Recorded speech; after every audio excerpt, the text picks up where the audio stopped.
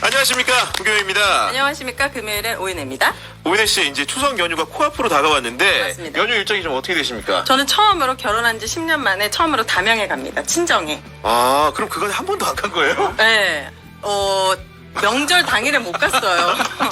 왜요? 놀라우세요? 아니, 이게 아니고 보통은 그래도 10년 동안 한 번도 안 가기엔 좀 쉬운 일이 아닌데. 근데 다른 날에 피해가지고 워낙 차가 막히고 힘드니까 네. 안 갔습니다. 네. 그러면 이번 연휴 때는 뭐 타고 가시는 겁니까?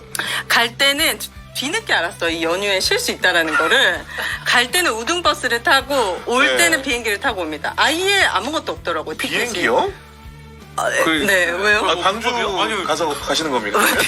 저는 비행기 아니, 왜냐면 타면. 오는 방향이 잠깐 안 맞는 것 같기도 하고. 아, 어떻게 그렇죠. 강주공항에서. 네. 강주공항에서 타고 오는 거죠. 네네네. 진영이를 너무 길게 했나요? 네, 그러니까요. 추석 연휴 시작을 앞두고 여야 지도부가 명절 귀성길 인사에 나섰습니다. 국민의힘 지도부는 서울역, 민주당, 조국혁신당, 개혁신당 지도부는 용산역을 찾아 인사를 나눴는데요. 금요일 정치권 이슈 함께 나눌 분들 소개해드리도록 하겠습니다. 먼저 개혁신당 허은하 대표 나오셨습니다. 네, 서울역과 용산역에서 모두 기성 인사를 한. 아, 서울역도 아직 둘 다 하셨군요. 그럼요. 네. 중재자 역할을 하고 있는 개혁신당의 허은하입니다. 아니, 오늘 준비해 오신 판넬을 보니까 알려진 문구긴 하지만은 네. 개혁은 용기입니다. 네. 이거 본인이 혹시 창작하신 겁니까? 그리고 이번에 저희 100일 제가 됐을 때 네. 용기라는 단어를 썼는데요. 저희 개혁신당은 용기 있는 사람들이 모인 정당으로 유명합니다. 네. 그리고 가장 정상적인 정당으로서 아니, 전영기 의원님 네. 안 가시는 거죠? 아, 농담입니다. 네. 그렇습니다. 전용기 네. 오실 수 있겠습니다. 네, 저 충분히 정상적인 분이시니까 네. 함께할 가능성이 있다고 봅니다. 아니, 그리고 정당에서 보는 당대표가 본인 명의로 된 명절 선물을 이렇게 주잖아요. 네. 이번에 당직자들에게는 또 혹시 어떤 선물을 준비하셨습니까? 영등포 청과시장에서 직접 고른 과일을 드렸습니다. 아. 이제 저희 개혁신당은 이제 오렌지, 개혁 오렌지가 이제 조금 네. 이색을 좀 홍보하는 차원도 있어서 오렌지도 넣었지만 사과와 배를 얼마에 맞춰가지고 이렇게 해드렸는데 의미 좀 있는 것 같아요. 왜냐하면 우리가 청과시장에 직접 가서 뭐 도매상가라고는 하지만 도매 같지 않은 소매상 같거든요. 그래서 직접 가서 제가 또 영등포 갑이기도 합니다. 그렇죠, 지역구가. 그리고 또 저희 아버님이 예전에 그 청과시장에 계셨었고 행상하시다가 이제 청과시장에서도 과일 장사 하셨었거든요.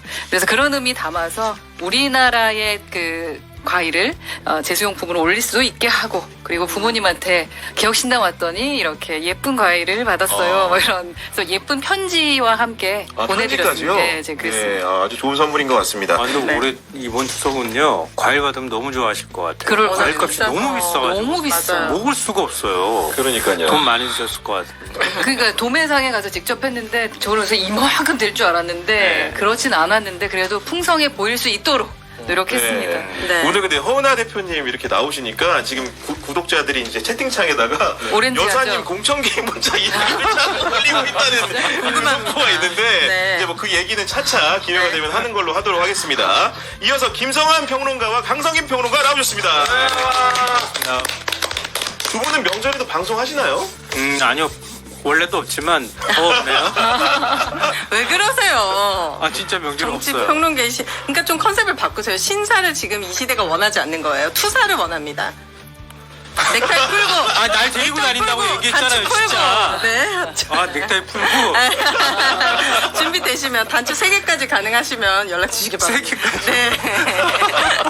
아니야. 신사다운 또 그런 맹렬함이 품격이 있으십니다. 있네. 그죠? 네. 품격 있게. 네. 네. 아니 우리 강성빈 평론가 같은 경우에는 왠지 네. 종편 출연이 예상되는데 이번 추석 연휴 중에 있습니까? 가만히 두질 없습니까? 않아. 나는 가만히 두질 않아. 네. 나와달라고. 네. 네, 모든 문제 나눠줘요, 연구소잖아요. 네? 네, 모든 문제 연구소. 네, 세상 모든 문제 연구소. 그러니까 이거 뭐든지 열심히 하면 안 돼요. 제가 최근에 정치 아이템이 많이 떨어졌잖아요. 그래서 이제 그 사건 사고도 같이 하잖아요. 네. 제가 남진 나오나 얘기도 많이 했습니다. 그러다 보니까 사람들 자꾸 뭐 생방송 연예통신 리포터인 줄 알아가지고 네. 자꾸 그것도 제가 본의 아니게 이 변호사 이미지가 있나 봐요. 저한테 많이 물어봅니다. 아, 네. 법률 상담을 네. 실제로는 만주 변호사인데. 아, 네. 제가 또 이제 그 법률 로펌의 자문위원이니까요. 아, 네.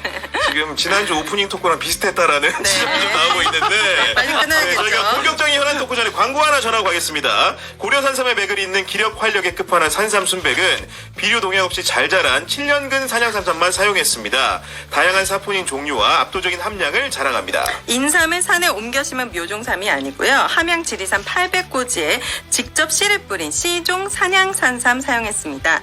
산삼순백 한 박스에는 7년근 산양산삼 30뿌리 분량의 사포닌이 들어있고 컴파운드 K 강화로 흡수율을 높였습니다. 게다가 홍삼값에 드실 수 있다는 점과 만 건이 넘는 구매 리뷰로 확인된 정말 가성비, 가심비 최고의 제품입니다. 산삼순백 1+1과 건강 잘 지키시라고 천연 발효식초, 천삼 발효식초를 사은품으로 준비했습니다. 네, 지리산 자락 청정 지역에 자리한 발효실 전통 항아리에서 저온 발효시킨 천삼 발효식초, 고온 속성 발효가 아니고요. 발명 특허를 받은 저온 자연 발효 공법을 사용했습니다. 산삼순백과 함께 천삼 발효식초로 건강관리 파이팅입니다. 어디에서도 만나볼 수 없는 가격과 구성, 온가족 건강관리는 아름다운 갈색 엑기스, 산삼순백과 함께 하시기 바랍니다. 네, 검색창에 산삼순백으로 검색하시거나 전화 문의는 1600-1080입니다. 네. 저는 정말 특별한 분들에게는 산삼순백으로 선물을 합니다. 아, 그래요? 네. 이번 추석 저희는 이제 때 사신 양가 거예요? 부모님께. 아, 그렇군요. 왜냐면 네. 좀 홍삼 가격에 산삼을 살 수 있지만 이거를 다 돌리기엔 좀 부담스럽잖아요. 그래서 진짜 너무너무 좋아하십니다. 제가 드린 선물 중에 제일 좋아하셨습니다. 허은하 대표님도 오셨으니까 이 회색 캡을 열어서 이렇게 한 잔 시음해 보시는 기회를 가시면 좋을 것 특별한, 같습니다. 네. 편하게.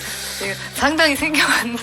아, 그렇군요. 아니 그러니까 허은하 대표님이 제가 태어나 이제 처음. 그 광고를 열심히 했더니 제 기자 맞아. 쳐다보고 계시더라고요. 보니까 저 경영신문 기자 맞습니다. 참고로. 네. 근데 이렇게 광고 잘하는 분 기자로서는 쉽지 않아요. 전 잠시 잊고 약간 있었어요. 기자분이셨어요? 네, 진짜죠. 네.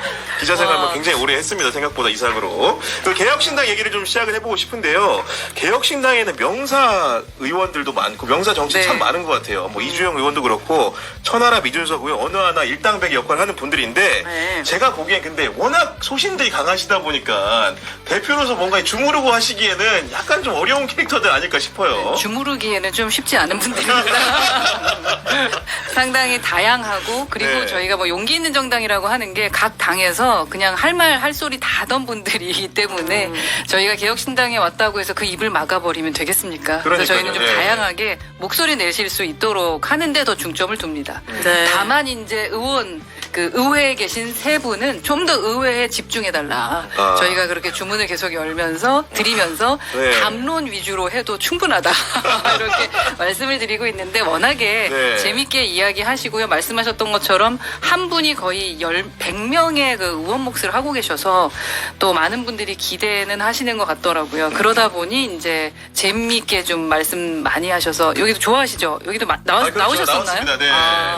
시청률이 좀 달라지잖아요. 그래서 인기 있는 국회의원 중에 네. 세 분이 다 저희 당에 보유하고 있습니다. 네. 얼마 전에는 21대 국회 개원식도 있었는데 사실은 그냥 안타까웠던 게 개원식 행사에 보니까 우리 허은하 대표님은 초청을 못 받았더라고요. 네. 이래도 되는 겁니까 지금 국회가? 근데 저는 좀 이해가 안 갔습니다. 네. 그러니까 처음에 개원식에는 초대장을 주셨었어요. 아, 처음에는요? 근데, 근데 네. 이게 연기가 됐잖아요. 그러면서 초대를 안 하셨어요. 그래서 왜 그런가 물어봤더니 이제 여러 가지 이유를 댔는데 그 중에 하나가 5석 이상의 그 원내 정당의 당대표만 부른다라고 하더라고요. 그래서 그 기준이 뭐냐라고 했을 때는 그냥 예전부터 관례가 그렇다라고 얘기를 좀 하셔서 네. 제가 이제 의장님 찾아뵙고도 좀 말씀을 드렸고요.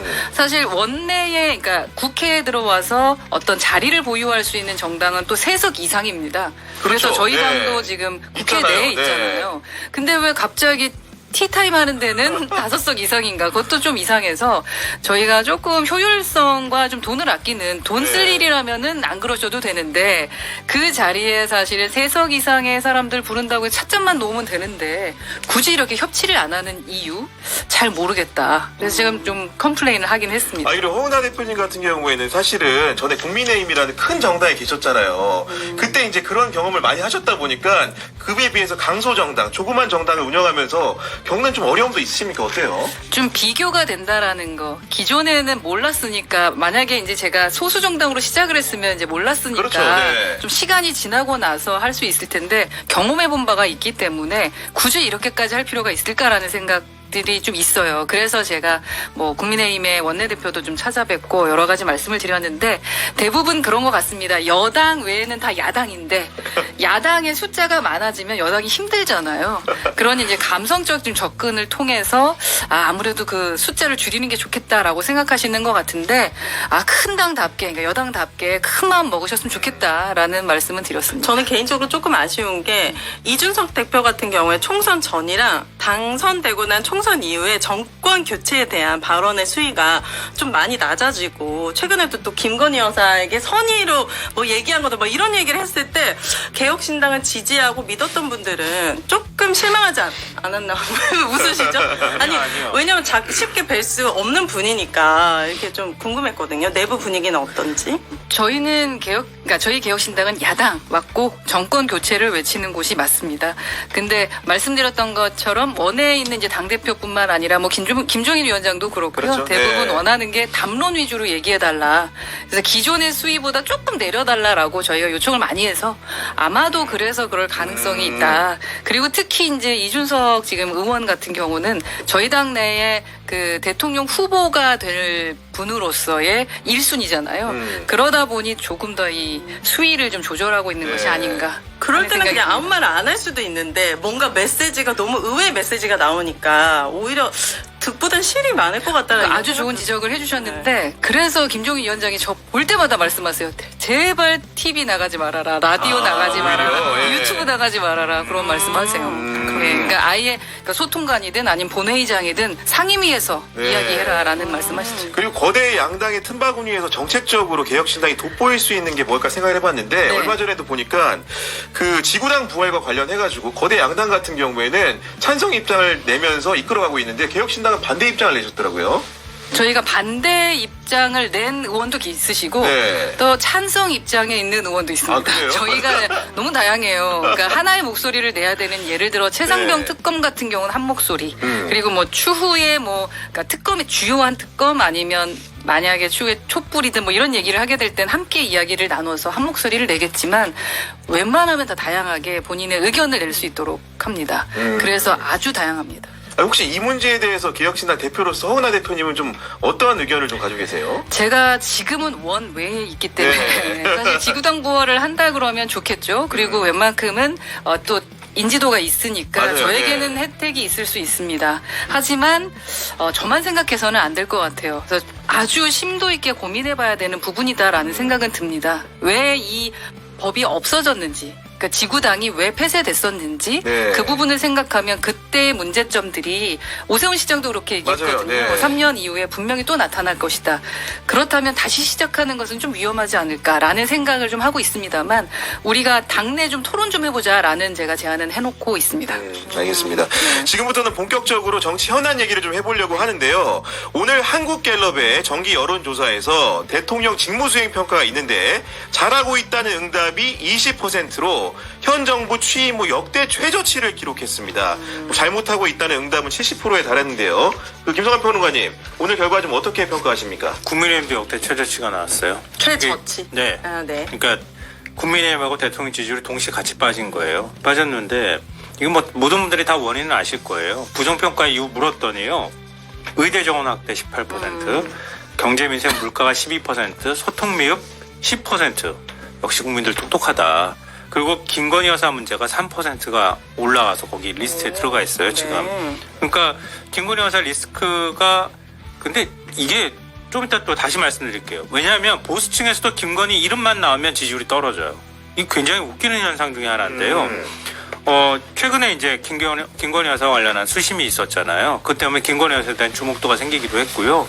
그 응급실 뺑뺑이 문제라든가 응급실 가도 치료받지 못할 거라고 하는 국민의 어떤 불안감이 훨씬 더 커졌다. 이런 건데요. 제가 그냥 평가하기로는 여론의 결이 지금 집권 여당 입장에서 굉장히 안 좋습니다. 왜냐하면 부정평가 이유는 제가 말씀드린 거고요. 특히 지지층에서 어느 정도 그 긍부정의 평가가 이게 엇갈렸느냐 이걸 보면 아는데요. 지난주 조사할 때 의대 정원 문제에 대해서 따로 떼가지고 갤럽이 조사했잖아요. 네, 그랬죠. 그래서 제가 설명드리면서 그래도 보수층은 윤 대통령을 조금 더 정부를 조금 더 지지해줘야지라고 하는 그런 강박에 시달린 측면이 있었단 말이에요. 그러니까 이건 어떻게 해서든 해결해야 돼라고 생각하는 사람은 보수층에서도 굉장히 높은데 아니 불안하지 않아 애써 안 불안해 이렇게 생각하는 게 그 여론조사에 그대로 나왔거든요. 근데 이번에 조사한 거 보니까요. 그동안에 윤 대통령의 최대 지지층이라고 하는 70대 이상 네. 경고했었잖아요. 지난주에는 긍정이 45, 부정이 47이었어요. 거의 비슷했거든요. 근데 이번 주에 긍정이 37, 부정이 48이에요. 우와. 8%포인트가 빠졌고요. 네. 대구 경북이 전주에는 긍정이 37, 부정이 49였거든요. 근데 이번 주에 긍정 35, 부정 57 이렇게 나왔어요. 네. 그러니까 부정평가가 확 하고 올라가는 현상이 나왔죠. 8%포인트가 움직였는데요. 이거는 70대 이상 8%포인트 움직인 거하고 똑같아요. 근데 전체적으로 정리를 하자면 보수층은 그러면 어떻게 생각하고 있느냐. 지난주에 긍정 42, 부정 49였거든요. 부정이 한 7%포인트가 높았죠. 근데 이번 주에 긍정이 38, 부정이 53이에요. 네. 그러니까 부정만 보면 딱 이번에 지지율 빠진 거랑 거의 똑같이 나와요. 그러니까 이 얘기는 윤석열 대통령의 가장 확실한 지지층에서 이러면 안 되는데 그러면서 지지율이 쭉 하고 빠지는 현상이 나왔다는 거예요. 네. 그러니까 23에서 20으로 뚝 떨어졌죠. 특히 아까 제가 말씀드렸던 것처럼 지금 응급실 뺑뺑에 제일 불안감을 느껴야 되는 게 고연령층이잖아요. 60대, 70대인데 60대가 지난주에는 어떻게든 하려고 했었는데 이제는 나의 문제로 확 받아들이기 시작했다. 네. 그래서 60, 70대 지지율이 쭉 하고 내려갔거든요. 그러니까 그게 대통령을 지지했던 사람들이 훅 빠지니까 결국은 전체 지지율이 훅 내려가는 현상이 나온 거예요. 이게 23%가 총선 이후부터 거의 이 수준을 그대로 유지했거든요. 근데 이게 20%까지 뚝 빠졌다는 얘기는 윤석열 보수층 안에서도 믿기 어렵다라는 평가들이 나오기 시작했다는 거예요. 네. 만약에 제 친구 근데 어머니도 태극기를 항상 거실에 꺼내 놓으셨는데 어느 순간부터 장롱에 처박혀서 몇 달 전부터 입만 열면 윤석열 대통령 욕을 하기 시작했다. 이게 진짜 의대 정원 증원 이후로 네. 이게 급격하게 태극기를 드셨던 이제 어르신 분들이 장롱에 이제 그러니까 참다 네, 이제 맞아요. 도저히 못 참을 단계까지 와버렸다는 그거랑 얘기니까 친일 그게 되게 그것도 일본 독립- 영향을 네. 주고 네. 여기 리스트 안에는 이렇게 중요한 요소로 올라왔지는 않은데요. 그러니까 추석 연휴 기간 동안에 지금 이 상황이 크게 개선될 여지가 없잖아요. 만약에 응급실 뺑뺑이를 돌다 누가 사망했다던가 네. 이런 일들이 벌어지고 국민들 사이에서 언론에서도 그런 내용들이 보도가 되면 윤 대통령도 체코 순방 가잖아요. 체코 갔다 오면 10%대 지지율 떨어진 거를 확인하실 수 있을 거다. 그러니까 김성환 평론가님 말을 요하면은 윤석열 대통령의 콘크리트 지지자라고 할 수 있는 보수 성향의 사람들, 70대 이상의 사람들, 이런 분들 TK 지역을 기반으로 하는 분들에 대해서 지지율이 많이 떨어졌다는 건데 오늘 이제 여기도 나가보셨잖아요. 귀성길에. 네네. 이 국민 여론은 좀 어떻습니까? 허나 대표님 체감하신. 귀성길에는 그건 못 느꼈습니다. 저희 이제 개혁신당이 이제 젊은 사람들이 왔다 갔다 이렇게 하다 보니까 그냥 반갑게 인사 나눠주시는 거, 나눠주시는 건 느꼈고, 한 가지 이제 저희가 갤럽은 계속 지지율이 좀 낮게 나오는데도 좀 특이점은 있었어요. 그 낮은 지지율 중에 저희가 대구, 경북에서는 늘 0을 받았었거든요. 네. 요즘에. 네. 근데 요번에 2를 받았어요.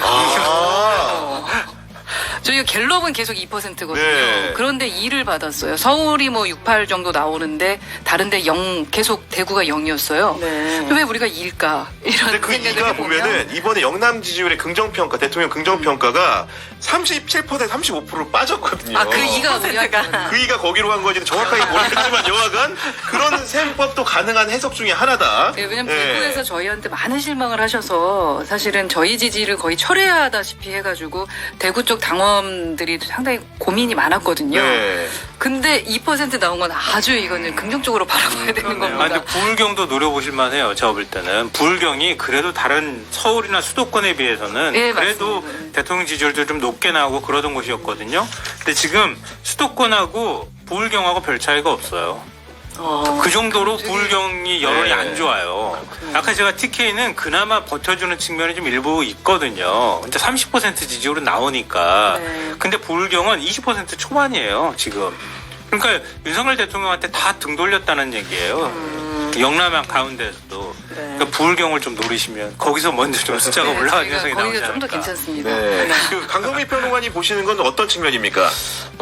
일단 미국에서부터 민주당의 바람이 불고 있습니다. 미국이요? 아, 미국이요? 해리스 부통령 민주당의 대선 후보가 트럼프 공화당 후보를 71대 16으로 확실하게 제압을 했고 국내 이제 그 갤럽 네. 조치도 이번에 조사한 거죠. 같이 네. 조사했죠. 같은 민주당이니까 네. 뭐 좋은 일이 아니겠습니까?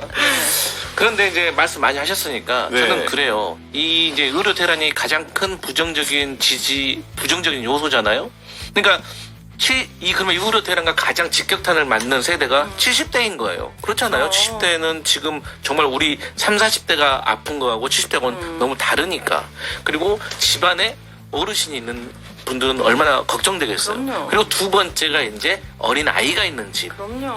그러니까 그 어린 아이가 아직 뭐 투표를 할 수 없으니까 이 엄마 아빠 30대 40대가 또 부정적으로 더 세게 돌아가잖아요.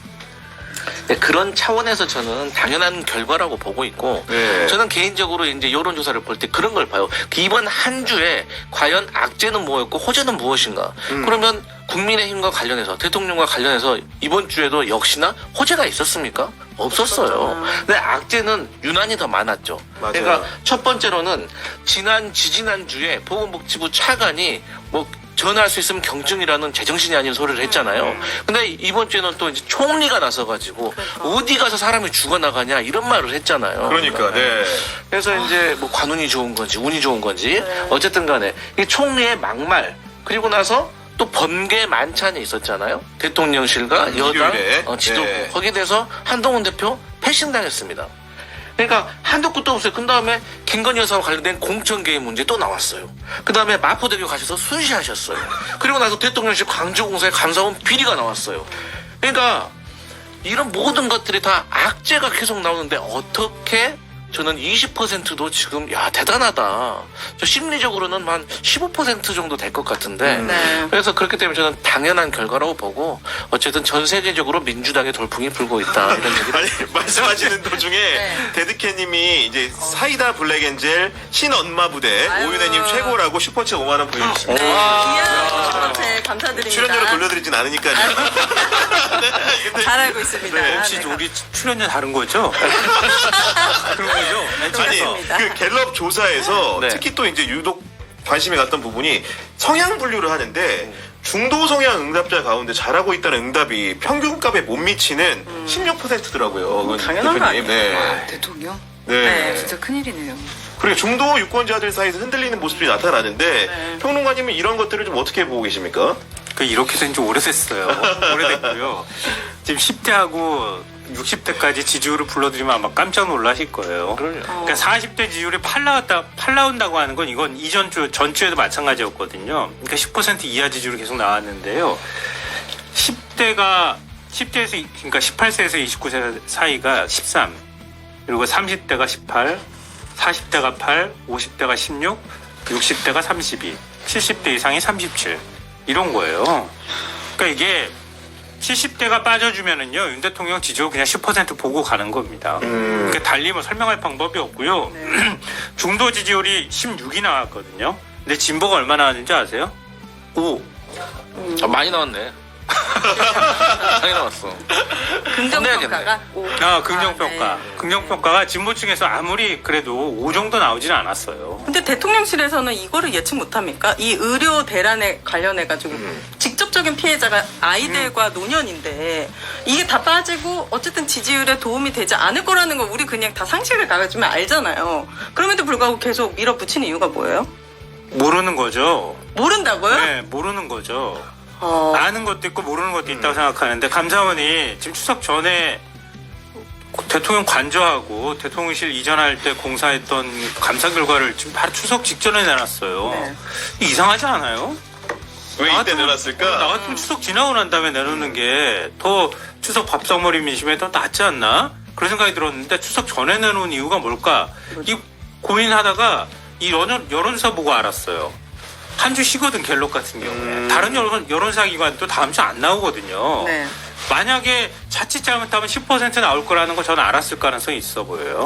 그 정도의 전략이 있었는데 국정 운영을 이렇게 했을까요? 다 그럼 모른다. 전략이 없다. 이렇게 되는 아니 거예요. 그 김건희 여사 가가지고 자살 예방의 날 맞아가지고 네. 그 구조 그 관계자들 치하했잖아요. 가서 네. 네. 그 사진 공개한 거 보셨죠? 네, 봤죠. 보기 싫었는데. 아니 그 뭐 아니 영부인이 왜 이런 사진을 왜 다리 위에서 이런 사진을 찍어가지고 공개를 하지? 그 이해를 못 하잖아요. 그것도 부감샷으로 이렇게 해가지고 찍어놨잖아요. 무슨 모델이 뭐 하는 것처럼. 네. 그래서 저는 그 생각했어요. 아니 왜 그러지? 그럼 진짜 격려할 것 같으면 예전에 뭐 김정진 여사도 그렇지만 자기가 반찬이나 이런 걸 조금 더 해가지고 그렇다고 혼자 다 하지는 않을 거 아니에요. 솔직히. 그럼 대통령실 거기 주방장이나 이런 사람들하고 해가지고 같이 도시락도 싸고 뭐 이렇게 해서 같이 도시락 그 뭐 밤에 힘드실 텐데 식사 같이 하자고 이렇게 가는 게 낫지 않아요? 그냥 봉사하는 모습을 보여주는 것도 솔직히 지금은 불편한데 뭔가 지시하고 막 그러니까 이거는 굉장히 거부감이 되죠. 그걸 왜 추석 전에 하냐고요? 그거 저한테 물어보시는 거죠 그러니까 지금? 아니 그러니까 감이 없는 허공이 거예요. 네. 그러니까 추석 전에 가서 현장 점검하겠다고 무슨 뭐 다리 펜스를 올리니 어쩌니 펜스 올리면은 뭐 자살할 사람이 자살 안 하는 건 아니잖아요. 이미 네. 자살 예방 시설들이 많이 설치되어 있는 곳인데 그럼 보다 근본적인 왜 국민들이 희망을 잃고 있는가를 생각을 하면서 희망을 줄 수 있는 걸 뭔가 하겠다고 얘기를 하든가 차라리 거기 가가지고 펜스 올린다고 뭐 지휘 감독하듯이 그렇게 하는 게 무슨 도움이 되냐고요. 그러니까 지금까지 보통 영부인들은 법적 지위가 없잖아요. 본인이 정치인이 아니고 뭐 그 공무원 고위 공직자가 아니기 때문에 보통 사회에서 소외되신 분들, 그러니까 뭐 예를 들어서 쪽방촌이라든지 아프신 분들에는 찾아가서 응원해주고 격려해주는 네. 그런 역할을 봉사활동 했던 거예요. 위주로 한다? 봉사활동을 네. 했던 거예요. 근데 이제 우리 김평론가님께서 말씀하셨지만 이번 같은 경우는 누가 봐도 미흡하다.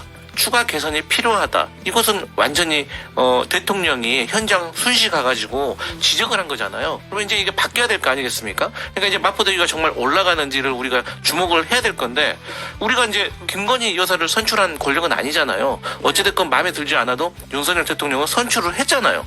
그런데 선출되지 않은 권력이 가서 이렇게 하는 거 맞습니까? 그래서 저는 여기에 대해서 정말 잘못된 것 같고 또 정말 죄송한 말씀이시지만 이분이 뭐 이런 행정 아시나요? 뭐 자살 뭐 그런 뭐 예방 전문가입니까? 네. 그러니까 평범한 영부인이어서도 불편한 장면인데 3년 내내 얼마나 비리가 많으며 정말 우리 국민들을 우롱할 만한 그런 범죄 혐의에 하나도 처벌받지 않는 그런 상황에서 이렇게 나오니까 그게 더 약간 정부는 대단하다. 아니, 그러니까 이게 어이가 없다. 윤 대통령도 여론에 되게 둔감하잖아요. 그 여론이 안 좋다는 걸 잘 모르는 것 같아요. 그러니까 저렇게 하는 거거든요. 근데 김건희 여사도 제가 볼 땐 몰라요. 그러니까 본인은 열심히 무슨 댓글도 찾아보고 뭐 김건희 여사를 만나서 같이 식사했다고 하는 기자가 얘기를 해주더라고요. 어제 저한테. 근데 김건희 여사가 다른 사람이 자기한테 욕하는 걸 다 알고 있더래요. 그럼 자기 입으로 막 얘기를 하더래 그런 거를. 네. 그래서 그런 거 굉장히 예민해하는구나. 근데 자기도 그걸 느꼈다고 그러면서 저한테 막 얘기를 전해주는 거예요. 네. 근데 그러는 사람이라 그러면 지금이 나올 타이밍이 아니라는 걸 알 거 아니야. 근데 자기의 욕망을 주체를 못하는 것 같아요. 그리고 나와서 사진을 뭐 여러 장 찍었을 거 아니에요. 수백 장 찍었을 거 아니에요.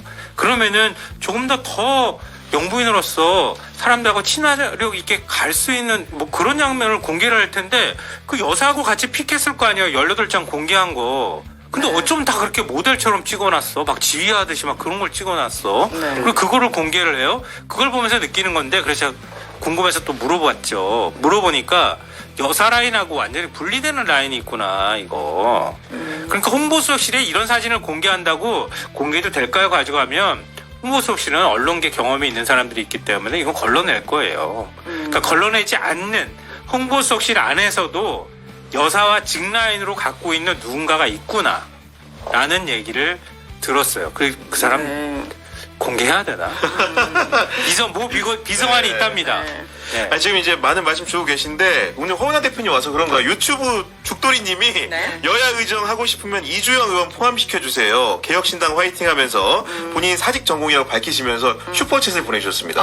아유, 감사합니다. 그리고 사직 전공이? 우리 오. 김성환 그 평론가님에 대해서도 MSJ님이 금요일 오후에 비타민 김성환님 파이팅 하면서 슈퍼챗을 오늘 슈퍼챗 왜 이렇게 많이 들어요? 그러니까 저희가 이런 방송이 사실 아니거든요.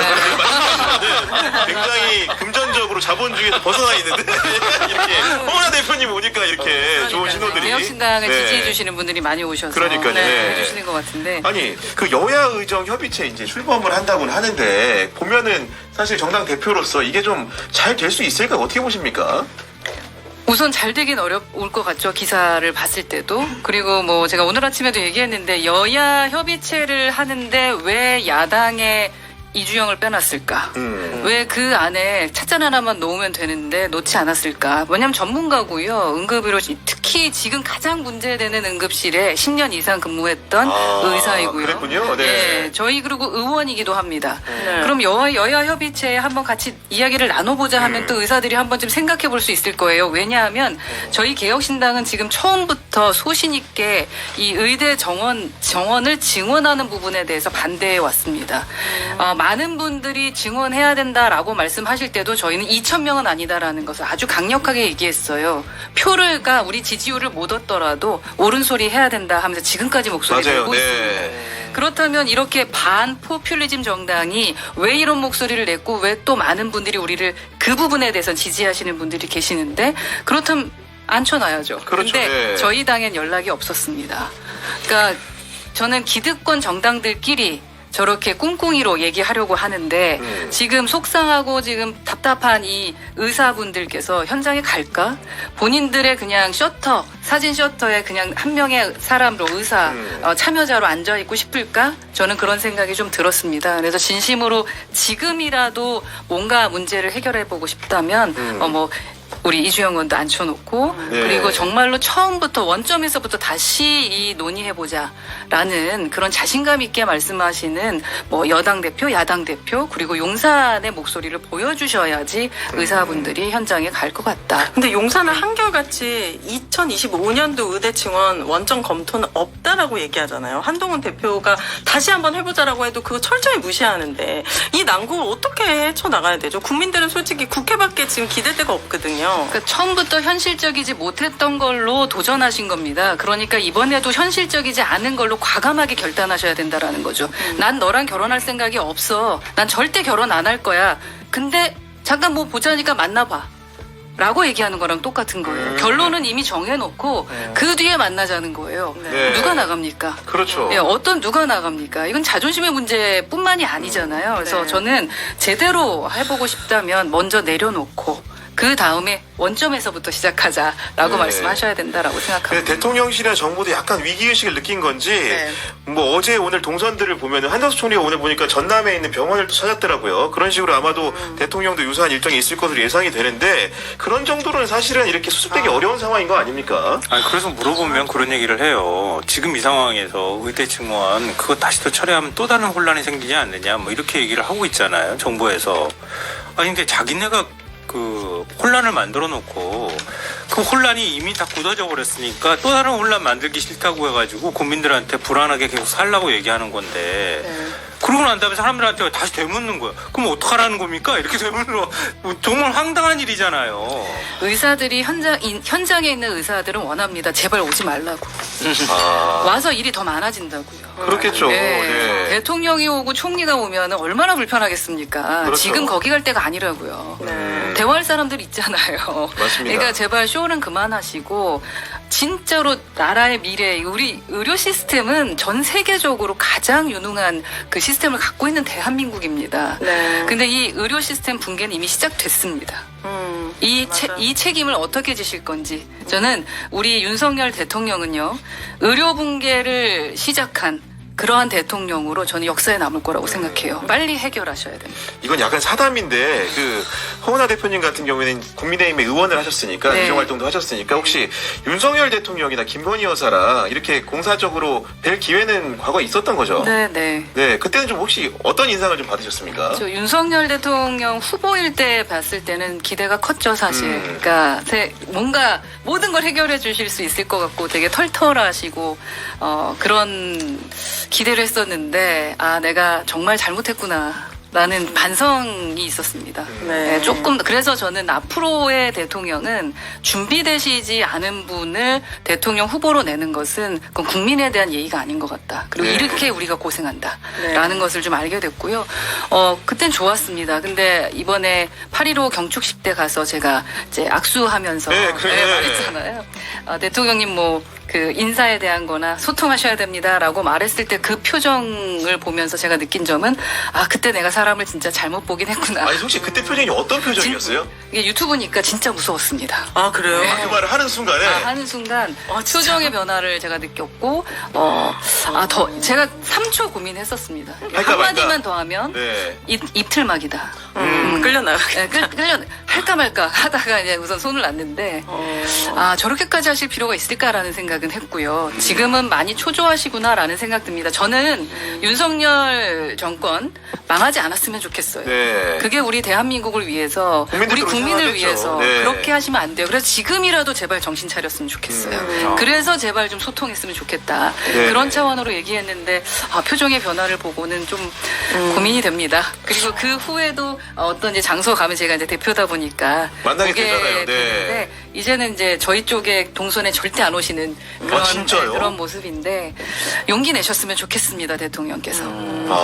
저 개인적으로 궁금한 게 이제 방금 우리 대표님께서 말씀하신 것처럼 윤석열 대통령을 이제 뽑은 걸 후회하신 거잖아요, 지금. 그럼 다시 시간을 돌린다면 혹시 이재명 대표를 지금 무슨 네. 지금 대답을 어떻게 합니까 지금? 추석 특집 아니에요. 그러니까 지금 호라 대표님 표정 봤어요? 그래도 지금 아까 윤석열 대통령을 치기 방이었을 것 같아. 내가 보니까 그래도 우리 그 네. 세계적으로 돌풍을 지금 하고 있는 우리 민주당 정부는 이렇게 뭐 입틀막 삼틀막 이렇게 안 합니다.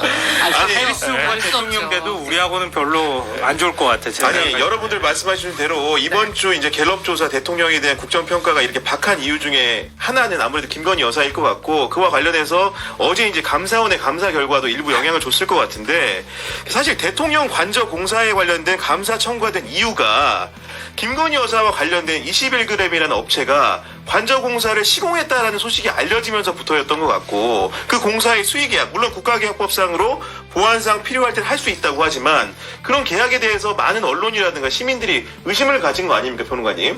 그러니까 사실은 21g 얘기 나오기 전에도요. 대통령실 급하게 이전하는 것 때문에 공사가 날림으로 진행됐다더라. 막 다 수의계약으로 됐고 다 관계된 사람들 그러니까 아름아름 아는 사람들한테 공사를 넘겼다더라. 무자격 업체한테 공사시켰다더라. 이런 얘기가 나왔었거든요.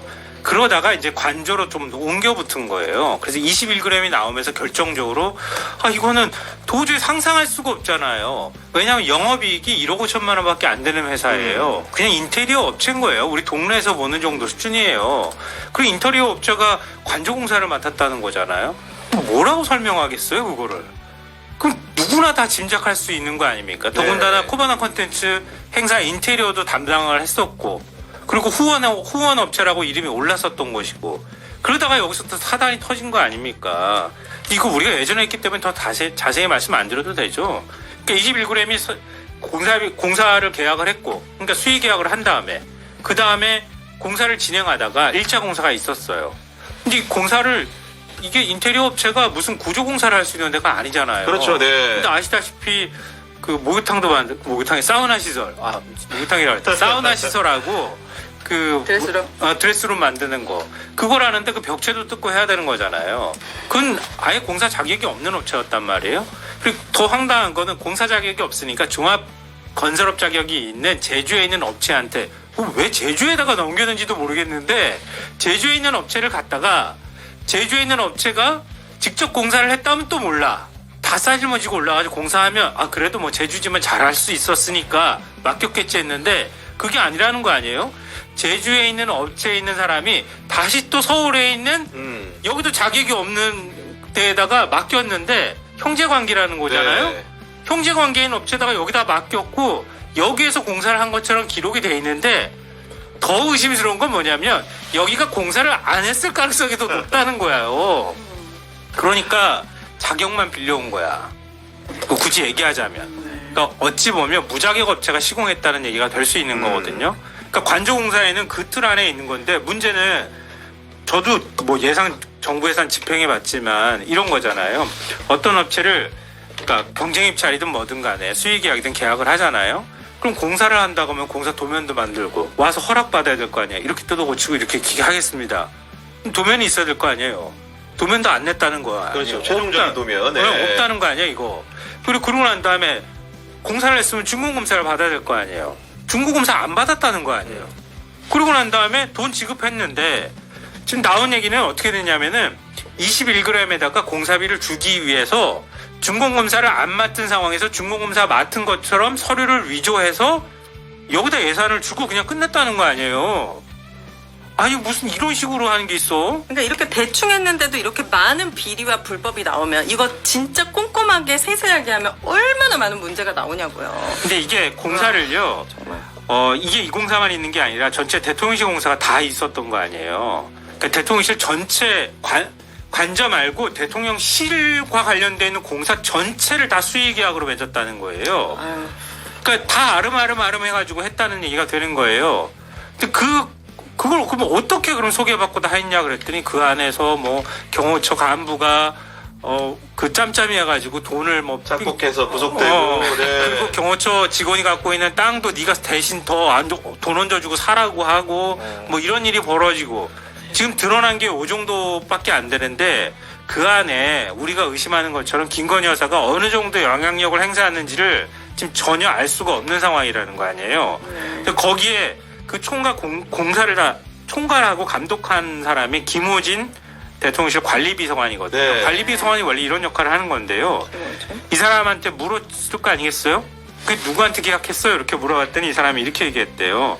관주공사에 대해서 대통령실 인수위 관계자, 경호처 등을 통해서 추천받았고 해당 업체를 추천한 분들이 현 정부와 밀접한 분들인데 누가 추천했는지는 정확히 기억나지 않는데요. 라고 얘기했답니다. 근데 이 사람이 지금 공항공사 사장에 지원을 했거든요. 네. 취업 승인까지 받았답니다. 받아서 지금 공항공사 사장이 바로 되기 직전인 상황입니다. 이종섭 전 호주 대사 생각나지 않으세요? 아니 이렇게 중요한 상황은 그냥 기억나지 않는다라고 넘어가는 것 자체도 저는 문제가 안 되고 기억나지 않으면 당신이 책임을 져야 되는 거잖아요. 이 사람의 역할이었는데 그걸 왜 주의 그냥 처분했대요. 넘어가면 주의 처분. 그러니까 이분들이 어쨌든 지금 현재 우리 경제 어렵잖아요. 그러니까 내수 활성화가 좀 잘 되고 있는 거예요. 대통령실 관주공사로 인해서. 서로 아는 사람 밀어주고 끌어주고 또 중간에 주머니에 넣기도 하고. 그러니까 국가계약법 시행령 27조 보면은 네. 아주 명쾌해요. 이거 일반인들이 봐도 다 이해할 수가 있어요. 쉽게 말해서 경쟁에 붙일 시간적 여유가 없었을 때. 그러니까 보통 우리 재해 상황에 이렇게 합니다. 두 번째, 특정인의 기술을 요할 때. 아, 특별한. 네. 그러니까 21g은 김건희 여사와 소통할 수 있는 특정 기술을 가진 거죠. 그리고 해당 물품의 생산자가 1인일 때, 그러니까 대한민국에서 그 사람밖에 공사를 할 없어. 수 있는 사람이 한 명일 때 당연히 경쟁이 이루어질 수 없거든요. 그래서 네. 그러니까 이런 걸 비추어 봤을 때 과연 21g이라는 업체가 특정 기술을 가졌는지, 대한민국에서 오직 가진 뭐 하나의 기술을 가진 업체는 아니잖아요. 그러니까 그쵸. 결국 내수 활성화에 기여를 했다. 저는 그렇게 봅니다. 아니 그래서 그런지 사실 이게 중간에 이제 EJ가 없었던 게 아니고 행안부에서 대통령실로 이제 파견 나온 그 한 분이 이 불법 폐기 제동을 걸려고 했다는 내용도 있지 않습니까? 그러니까 쉽게 얘기해서 21g의 면허로는 수행할 수 없는 공사니까 그걸 수행하지 말라고 명확하게 이야기했다고 감사원에 답변까지 했다는데 왜 이거를 주의만 주고 끝나는 겁니까? 허은하 대표님. 네. 아무 저는 참 입이 있어도 말을 하기가 상당히 어렵다라는 좀 생각이 드는 게 여당과 야당의 이 무게감이라는 게 정말 다르구나라는 것들을 느끼고요. 그 국민의힘에 제가 있었었잖아요. 근데 국민의힘이 그러니까 야당이 더 쉽다, 뭐 재밌다 이런 얘기들이 있는데 여당이 되고 나서 청와대에서 용산으로 이제 관저를 옮기게 되는 거, 청와대를 완전히 용산으로 이전하는 부분에 대해서 저희는 이제 동의를 했었단 말이죠. 이제 그때 그 시절부터 이제 여러 가지가 떠오르기 시작을 하는 겁니다. 근데 그때는 사실은 예전에 문재인 전 대통령이 광화문 대통령이 되겠다 하면서 국민과의 소통을 맞아요. 얘기했잖아요. 네. 그러니까 더 과감하게 우리는 용산으로 가겠다 하면서 또 그 기존에 말만 했었지만 실행하겠다라는 것에 그 순간엔 사실 지지율이 윤석열 대통령이 좀 높았고 기대하는 바가 있으니까 그걸 다 진실로 믿었던 거 아닙니까? 그래서 근데 그 부분에 대한 것을 이제 여당 의원들은 또 다 이렇게 그렇죠. 네.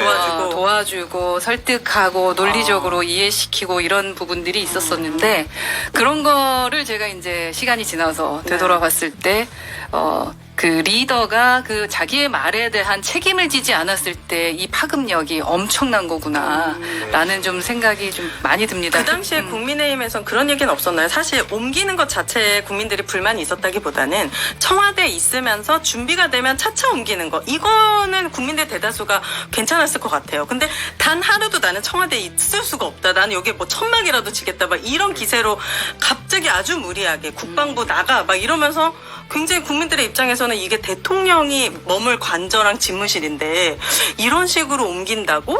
라는 게 되게 상식적으로 이해가 안 됐거든요. 그때 근거 논리는 그랬어요. 하루라도 머무시려면은 네. 모든 의전이라던가 보안을 다 설치를 해야 되는 거였었어요. 그러다 보니 하루도 못 먹는 거예요. 그래서 문 대통령도 아마 나오기 어려우셨을 겁니다. 그러니까 하루가 어려워서. 네. 그러니 처음부터 가겠다라는 것에 저희는 들었을 때 일견 합리적이다라고 생각을 했었었는데 뭐 옮기려면 그럴 수밖에 없었을 겁니다. 근데 이제 문제는 소통을 하기로 나와서 처음에는 맞아요. 그래도 뭐 이렇게 소통하는 듯 했었는데 그런 부분이 전혀 없는 이 상황에서는 왜 이전하신 걸까라는 우리는 의구심을 가질 수밖에 없죠. 그러다 보니 지금의 이러한 문제들이 나왔을 때도 아이고 이렇게 한숨밖에 못 쉬는 상황이 돼서 네. 참 답답한 것 같습니다. 그런데다 다시는 청와대를 못 쓰게 할 것처럼 문화복합공간으로 계속 수조 원씩 내년에 100억 원을 넘게 거기를 무슨 그렇게 바꿔버리니까 이게 너무 이해가 안 되는 거예요. 아니 근데 그러니까- 지금 쓰고 있잖아요 보조시 얼마 전에 네. 누가 상춘제 다 썼더만. 그러니까 청와대 있어라. 부부도 만들었죠. 네. 그러니까 안 들어가겠다 그러면 또 안 들어가는 약속이라도 좀 지키든가. 네. 그것도 아니고 다 지금 들어가가지고 다 쓰고 하면서 네. 그렇게 할 필요가 뭐가 있나 싶은데. 네. 근데 그 감사원 감사 과정에서도 그랬다는 거 아니에요? 유병호 전 사무처장이죠, 총장이죠.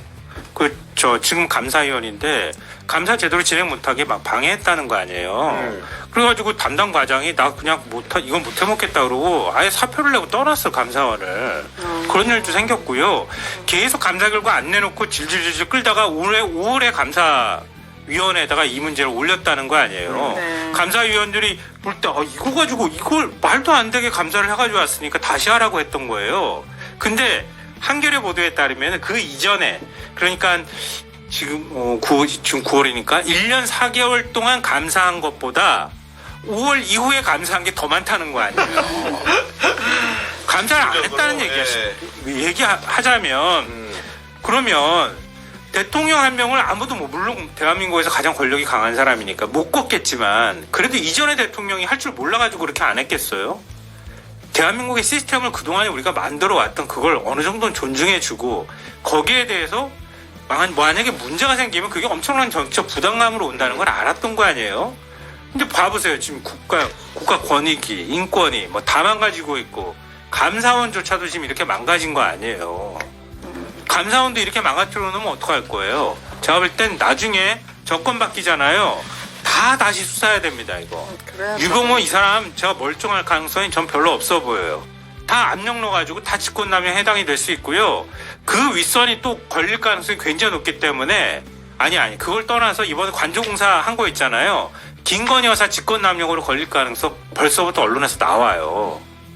왜냐하면 자신이 추천해가지고 이렇게 만들어 놓은 사실 저는 이 정도 사건이 되잖아요. 그러면 이건 행정기관, 그러니까 어쨌든 감사원도 그렇고 행정기관이잖아요. 행정기관에서 할 일이 아니라 이건 행정기관에서 바로 검찰에다가 수사기관 송부를 해야 된다. 네. 수사되고 기소가 돼가지고 재판에 가야 될 문제지.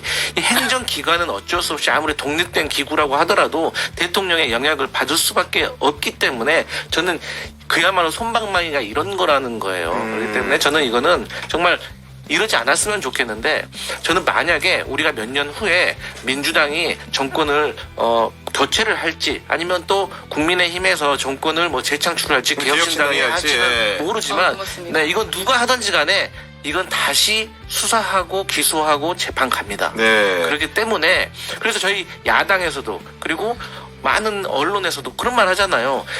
본인 재임 시절에 일어났던 특히나 본인과 가족과 관련된 비위 행위에 있어서 가장 현명한 방법은 자기 재임 기간에 있을 때 끝내는 선언하는 거다. 거죠. 이게 예. 정권이 바뀌면 더 가혹해집니다. 그래서 이것을 좀 예를 들어서 저희 민주당도 경향신문에서 저희가 하는 행동에 대해서 사설로 이렇게 경고를 때리잖아요. 그럼 저희 좀 진지하게 받아들이거든요. 또 그렇게 해야 돼요. 그런데 보수신문, 뭐 조선일보나 동아일보에서도 이 국민의힘이나 대통령실에 대해서 이 행동에 대해서 사설로 우리 쉬운 말로 좀 조지면 요즘 성토하고 있어요. 네, 그러면 받아들여야 돼요. 그건 본인의 지지자들 내에서도 뜻이 다르다는 거거든요. 그러니까 이걸 넘어가는 순간 이것은 큰 상황이에요. 네. 그 파워 앤드밀님이 오윤회 파이팅 하면서 아유, 슈퍼챗 보내주셨고, 네, 감사합니다. 이어서 이거는 허은하 대표님한테 드리는 말씀 같은데, 저를 빙자해서 구경영 기자님 하면서 준석이랑 신인규 토론 배틀 섭외 제안해주세요. 이렇게 연락이 왔는데, 뭐 그게 성사가 네. 쉽지는 않을 것 같다는 제가 말씀을 좀 드릴 수 있을 것 국회에서만 좀 같습니다. 활동하실 수 있도록 도와주시기 바라겠습니다. 네. 아니 그러니까 결국은 이 문제가 그 주가 조작 문제도 그렇고 도이치모터스 그 김건희 여사의 그런 행보 그 리스크를 어떻게 이제 극복을 할 것이냐의 문제. 결국은 정권의 명운이 걸린 문제로도 보이는데 오늘도 보니까 이제 그 추석 그 연휴 공식적으로 국민들에게 인사드린 영상을 올렸더라고. 지난 설에는 안 나왔었는데 1년 만에 다시 복귀를 한 겁니다. 이런 행보를 두고 말들이 많은데 허은혜 대표님은 좀 어떻게 보고 계십니까? 제가 뭐 오늘 말씀드리기도 했는데 저희 개혁신당 같은 경우는 김건희 특검법에 대해서는 사실 반대하는 입장이었어요. 그러니까 최상병 특검에 대해서는 찬성하고 김건희 특검법에 대해서는 70% 정도 생각하면서 좀 고민이 필요하다라는 입장이었는데 김건희 특검법에 대해 찬성할 수밖에 없는 입장이 지금 되고 있는 것 같아요. 상황적 무르익고 있다. 그래서 네. 저는 지금 이 여러 가지 상황을 봤을 때 포괄적인 수사가 들어갈 수밖에 없는 상황이 되고 있다. 정치적으로 봤을 때. 네. 이게 법적인 것은 법조인들이 알아서 하는 부분일 텐데 여러 가지 국민들이 의심하는 부분, 고민하시는 부분, 그리고 지금까지 또 정부에서 약속을 지키지 않았던 부분 때문에 너무 많은 것들이 엉켜 있습니다. 특히 마지막에 감성적 접근인 명품백이 있었는데 네. 그 결과에 대해서도 수긍하지 않으시는 분들이 많으시고 또 그런데 이제 마포대교까지 가셔서 그러니까요. 이제 예. 여러 가지 이제 리더의 모습을 보여주시려고 했던 것들에 아마 감성적인 그런 자극이 있지 않을까 하는 생각이 좀 듭니다. 이제 제가 사실 오늘 이 자리에 내가 여기가 어디지? 내가 여기 왜 와 있지? 이런 생각이 좀 들긴 하는데 이제 개혁신당 좀 홍보하고 또 저희 당이 대통령을 만들 그런 정당을 만들고 싶다. 그게 제가 이번에 말씀하셨죠. 네. 당대표 됐을 때 제 그 약속이었기 때문에 그렇게 만들어질 수 있는 정당을 해보고자 이제 홍보차 나왔는데 와 여기 앉아 있는데 왜 이렇게 내가 난 국민의힘도 아닌데 네, 기존에 제가 했던 말들과 여러 가지가 지나가면서요 저희 당에서 아까 그래도 우리 당이 어떻게 될 수도 뭐 수권정당 말씀해 주셔서 감사하고 그렇게 되기 위해 더 책임감을 가져야겠구나라는 생각밖에 안 듭니다 당대표로서. 네. 저는 의원님께 개인적으로 이제 국민의힘에도 계셨으니까 국민의힘의 8명을 잘만 설득하면은 우리 국민이 그래 조금이라도 편해질 수 있잖아요. 그런 부분에 있어서도 의원님의 역할이 분명히 있을 수 있을 것 같거든요. 네. 그 108명 중에 제대로 된 8명이 없을까요? 여러 번 설득하는데 네. 제가 아는 국민의힘은 설득이 아니라 그냥 권력의 줄서니까요. 한동훈 대표가 권력이 있고 힘이 있다라는 것만 보여주면은 18명도 28명 모을 수 있을 겁니다. 정말로 네. 명철한 말씀이신 것 같습니다. 얘기 들어보니까. 네. 만찬도 못하는데 뭐. 그래서 못 모이는 겁니다. 그런데 아까 그 얘기를 할 기회가 없었는데 지금 윤 대통령이 의료 문제에 대한 태도를 보면은요 이게 도대체 국민의 생명과 안전을 먼저 생각하는 건지 아니면 한동훈이 클까봐 겁이 나서 저러는 건지 구분을 못 하겠어 저는. 그러니까 저는 뭐 한동훈이 오히려 안쓰럽다 이런 표현도 오늘 다른 방송에서 쓰기도 했는데요. 네. 뭔가 이렇게 여야 의정 협의체를 하라고 당에다가 이렇게 밀어준 거 아니에요. 그럼 국회 차원에서 한번 해보라고. 그러면은 서로 손발을 맞춰야 될 거 아니야. 앞에 나가가지고 해봐. 그렇게 한 다음에 뒤에서는 막 한덕수 국무총리는 뭐 절대 정원줄 정원 없고 뭐 장상률 사회석은 뭐 무슨 국정동력 떨어진다고 경질은 없다는 등 또 엉뚱한 소리를 계속 하잖아요. 이렇게 하면서 해봐 이렇게 하고 난 다음에 다 방해하잖아 지금. 결국 흐지부지 된다고 이렇게 가면 오히려 한동훈 힘 빼기 위해서 지금 가서 네가 그렇게 하고 싶으니 한번 해볼 테면 해보고 해가지고 성과 없으면 그거 네가 알아서 책임져. 뭐 이런 식의 태도야. 근데 지금 국민들은 아우성이잖아요. 국민들은 관심이 없는 것 같아. 내가 볼 때는 그냥 권력 싸움을 하느라고 지금 원래 자기는 바뀔 생각이 하나도 없는데 한동훈 대표가 그냥 가서 못 풀면은 그것도 우리한테 이득이 되는 거야. 이런 식의 사고밖에 못하는 수준인 것 같아요. 제가 볼 때는. 저는 대통령실이 처음부터 이 중재안이고 뭐 여야의 정의건 저는 이거 다 관심 없었다고 생각합니다. 쉽게 말해서 6개월만 버티면 진짜 본인들은 이긴다고 생각을 하고 있는데 지금 한동훈 대표가 갑자기 본인 대통령실의 기조와 다르게 중재안 냈고 하니까 지금 당황스러운 거예요. 그러니까 당연히 한동훈 대표도 밉겠죠. 그런데 지금 여당과 대통령실이 너무 엇박자가 나면은 이게 더 오히려 본인들에게 안 좋을 것 같으니까 그러니까 너 해봐라라고 하는 거지. 그러니까 대통령의 인식을 보면 저번에 그랬잖아요. 브리핑에서 응급실 가 보셨냐고 짜증내듯이 얘기했잖아요. 그리고 차관이라든지 총리가 하는 말을 보면 저런 사람들이 대통령 주변에 있는데 어떻게 대통령에게 바른 말을 하겠습니까? 본인들이. 그렇기 때문에 대통령은 생각보다 현실인식이 떨어질 수밖에 없는 거예요. 그 몇 주 전에 제가 양상훈 칼럼 조선일보 네. 양상훈 주필 칼럼을 읽다가 이 문구를 발견했어요. 불구대천이라는 표현이 등장했어요. 불구대천. 윤한 관계에 대해서 설명하면서요. 한동훈 대표는 김 여사 문제를 공개 지적했기 때문에 윤 대통령에겐 불구대천이 되어버렸다고 한다. 불구대천이라는 표현을 조선일보 주필인 사람이 원수라는 게 원수. 예. 원수라고 차마 못 쓴 거지. 뒷글자 두 자는 빼고 불구대천이라는 표현을 써요. 그 정도로 관계가 안 좋은 거예요 지금. 그 칼럼에서 이준석 의원도 껴안아야 된다고 그렇게 말했잖아요. 그걸 할 수 있는 사람은 우리나라에서 김건희 여사밖에 없다. 그러니까 지금 윤석열 대통령이 한동훈 대표하고 척지지 않고 이준석 대표를 껴안았다면 지금 윤석열 대통령의 국정 운영의 지지율이 이렇게 떨어지진 않았을 것이다. 그런데 이것은 아무도 막을 수가 없다. 단 한 명. 김건희 여사만이 대통령을 설득을 할 수 있으니까 해달라. 그거 말씀하세요. 맞아요. 그 얘기 나오면서요. 이제 조만간 또 얘기가 나올 것 같은데 선거법을 10월 중에 기소를 다 해야 돼요. 그렇죠. 6개월이니까요. 네, 6개월이기 때문에 10월 중에 기소할 때 지금 야권 의원이 한 20-30명 이름이 거론되고 있다고 하거든요. 그러면은 벌써부터 틀을 바꾸는 작업을 하려고 할 것 같아요. 최근 몇 차례 김대중 주필도 역시 마찬가지고 조선일보가 그런 것들을 많이 하고 있는데 계속 보수 언론을 통해 가지고 정계 개편 시나리오 같은 게 계속 나와요. 그래서 한동훈 대표하고 지금 이준석 전 의원 얘기가 나오는 것도 그래서 나오는 거거든요. 여권 내에 후보를 키우는 게 윤 대통령한테도 도움이 된다. 이런 식의 얘기를 하는 거예요. 그리고 야권, 그러니까 민주당 의석을 한 20석이나 이거 다시 재선거 들어가게 될 경우에 어떤 결과가 나올지 모르니까 그때 한번 확 흔들어 보는 작업을 할 수도 있다. 이런 얘기들이 계속 끊임없이 지금 뭉게뭉게 피어오르는 중이에요. 그러니까 격신당은 그런 거 대비 안 하세요? 고민해 보겠습니다. 와, 지금 생경한 자리에 와 있어가지고 추석 전에 네. 좋은 말씀 많이 듣고 또 경향신문은 이제 여러 가지 측면에서 좀 생각해볼 만한 지점을 네. 많이 말씀을 해주셔서 이 자리에 나왔는데 역시 많은 생각을 좀 하게 되네요. 자주 나오세요. 그래야지 뭔가 더 많은 국민들을 포용할 수 있는. 네네, 그러니까 그래요. 여러 목소리를 들어야 네. 된다고 저는 생각을 하고 있습니다. 저는 우리 의원님 진짜 뭐 이 자리 처음 뵈서 제가 말씀드린 건데 저는 되게 그때 멋있다고 느꼈을 때가 이 비례대표를 사퇴를 하셨을 때 아이고. 그때 지금 기본소득당의 용해인 의원을 제가 엄청 비판했거든요. 아, 그때. 던져야지 사실. 그리고 왜 비례대표 두 번이나 하냐. 그 전에 어디죠? 정의당의 그 어린 그 젊은 여성 류호정? 류호정 의원, 그거 네. 끝까지 질질 끌었잖아요. 네, 그때 맞아요. 너무 비교돼서 그때 너무 멋있었단 말을 이제 와서 말씀드립니다. 네, 이제 저희가 이제 토론이 말미를 향하고 있는데 네. 결국은 이제 이 전국이 추석 연휴 이후에 어떤 결말이 날지도 굉장히 궁금합니다. 그러니까 대통령 같은 경우에는 그 19일부터 22일까지 체코 순방을 가는데 아무래도 이 원전 수주라든가 반전 카드를 만들려는 노력들을 할 것 같아요. 그 이후에 좀 상황이 좀 어떻게 될까요?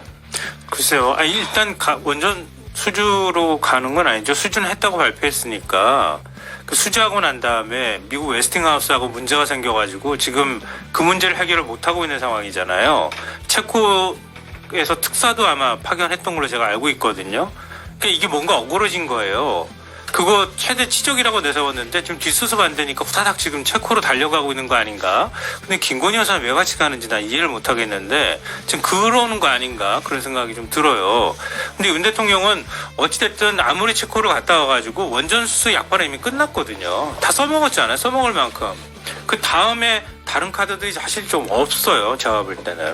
그러니까 반전을 할 만한 카드가 있다고 하면 우리가 일반적으로 국면 전환용 카드라고 하면 그러니까 야당이 제일 무서워하는 건 야당한테 수사를 막 본격화한다거나 막 흔드는 거. 아까 말씀드렸던 것처럼 10월 중으로 나오는 거 야당 의원들 선거법으로 기소하는 문제가 있을 거고요. 그 다음에 인사로 할 수 있는 방법이 있는 거잖아요. 그러니까 사실은 한덕수 국무총리를 좀 바꿔야 돼요. 제가 볼 때는.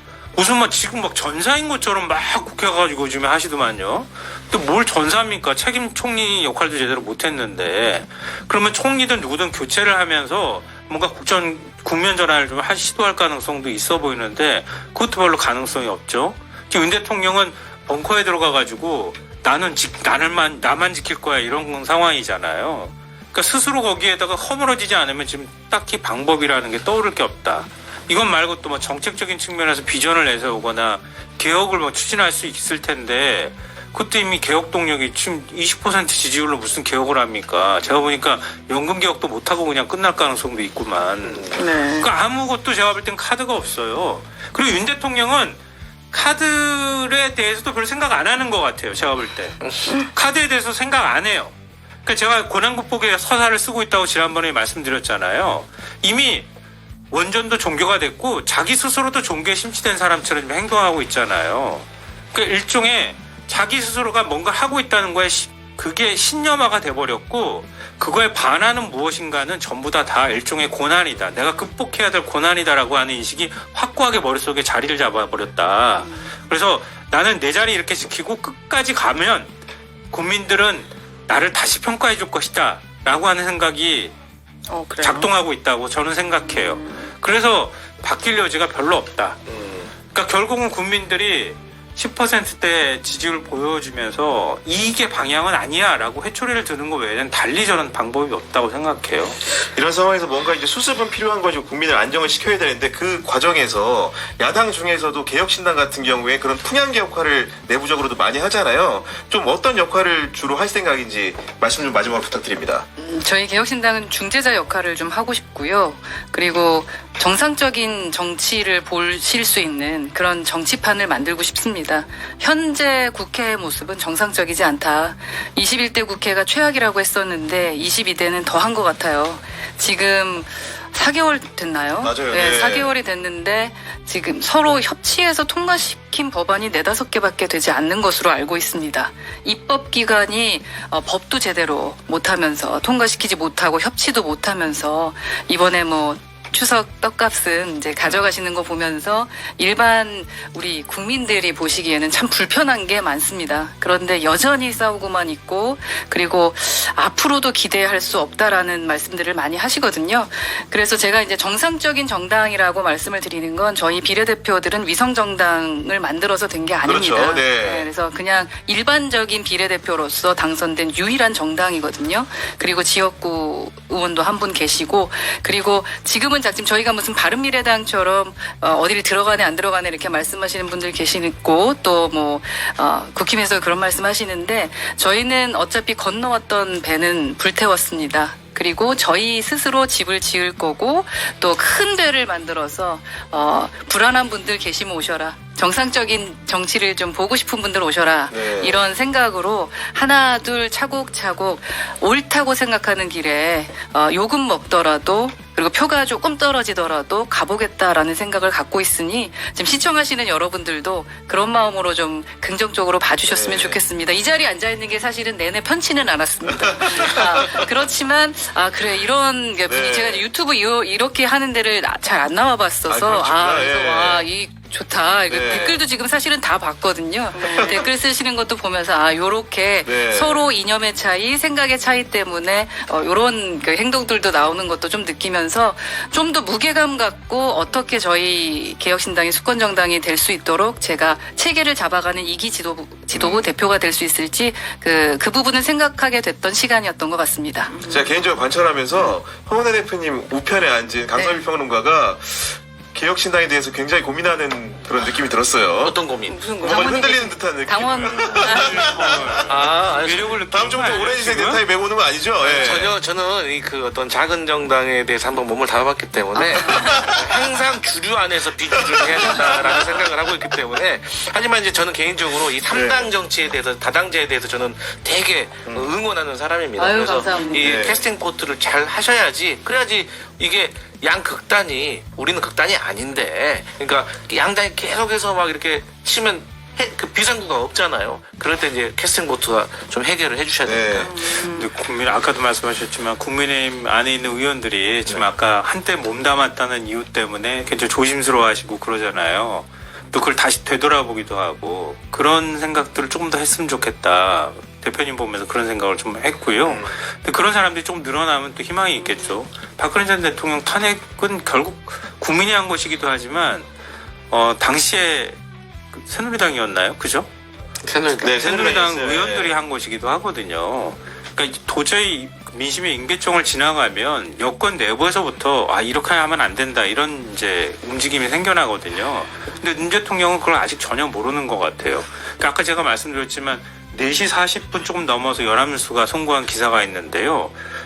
제가 예언처럼 맞춘 것 같은 느낌이 드는데 대통령 직속 국민 통합이 3기 출범식이 있었어요. 오늘 있었다 그래요. 그 자리에서 윤 대통령이 우리 사회의 구조적 문제점들을 근본부터 해결하기 위해 반개혁 저항에도 물러서지 않고 연금, 의료, 교육, 노동의 4대 개혁을 강력하게 추진하고 있다. 자유의 가치를 수호하고 개혁의 발걸음을 멈추지 않겠다 이렇게 얘기를 했다 그러네요. 네. 멈추지 않겠다는 것만 들리네요. 네, 오늘도 이렇게 다양한 정치권 이야기 나누다 보니까 마칠 시간이 다 됐습니다. 네. 금요일의 하이라이트 오윤의 세줄평 들어보도록 하겠습니다. 이제 아무래도 대표님 나오셨으니까 방금 정상적인 정치 말씀하셨잖아요. 정말 대한민국 국민들은 정상적인 정치 너무 원하거든요. 대표적인 보수 국민의힘은 희망이 없다라고 솔직히 느꼈습니다. 대한민국의 합리적인 보수의 당이 필요하고 개혁신당을 지지하는 분들은 되게 많은 그런 바람을 가지고 지지를 했을 것 같아요. 그런 모습을 보여주기 위해서는 뭔가 당의 이익이 조금 안 되더라도 다수의 국민들이 원하는 정치를 하시고 해주셨으면 좋겠고 결정적인 순간에 꼭 그 선택을 해주셨으면 좋겠어요. 국민의힘의 가장 큰 안 좋은 점이 결정적인 순간에 그 당의 이익으로 국민들을 외면하잖아요. 그 부분이 항상 마음이 아팠는데 그래서 합리적인 보수가 생겨서 대한민국에도 정상적인 정치를 꿈꿔보는 그런 날을 바라봅니다. 네, 말씀 감사합니다. 저희가 뭐 보수정당은 아닙니다만, 보수정당이라고 말하지는 않습니다만, 네. 네. 말씀, 어떤 말씀인지 잘 알고 꼭 귀담아 듣도록 하겠습니다. 감사합니다. 우리가 그럼 용기 있는 개혁 정당이죠. 네, 용기 있는 이름도 개혁 개혁이잖아요. 네, 네. 저희 개혁, 조국 혁신당 아닙니다. 개혁, 알겠습니다. 개혁신당입니다. 지금까지 허은하 대표, 김성환 평론가, 강성필 평론가, 그리고 금요일의 짝꿍 오윤혜 씨와 함께했습니다. 국영의 정치비상구는 내일 낮 12시에 또 여러분들 찾아뵙도록 하겠습니다. 김갑수 평론가님이 나오시니까요. 많은 관심 부탁드리고요. 주중에 놓친 비상구 몰아보기도 준비되어 있으니까 주말에도 많은 시청 부탁드립니다. 더불어 경향TV 구독, 좋아요 꼭꼭 부탁드립니다. 긴 시간 시청해주셔서 감사합니다. 잘 보낼게요.